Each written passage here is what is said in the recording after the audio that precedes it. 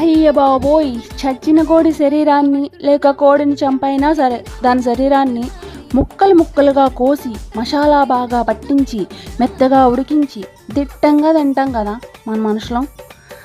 అదేనండి, మన మనుషులకి అదొక ప్రతీకార చర్యలాగా చేస్తూ ఉంటాం. పాపం వాటి మీద ఏదో కక్ష వచ్చేసినట్టు వాటిని చంపేసి పొడిచేసి పాటలు తీసేసి ఆ పాట అంటే ఇష్టం ఈ పాట అంటే ఇష్టం అని మంచి ఇష్టంగా బాగా మసాలాలు పట్టించి ఉడికించి బాగా తింటాం కదా.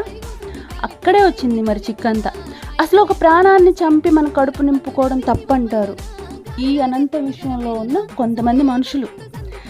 మాంసకృతులు తింటేనే మానవ శరీరానికి బలం అంటారు మరికొంతమంది మనుషులు. నిజమే, నాకు కూడా ఒక్కోసారి కోళ్ళవి మేకలవి చేపలవి మాత్రం ప్రాణాలు కావా అనిపించి వాటి మీద విపరీతమైన జాలి. ఏంటో అండి, మీకు ఎంత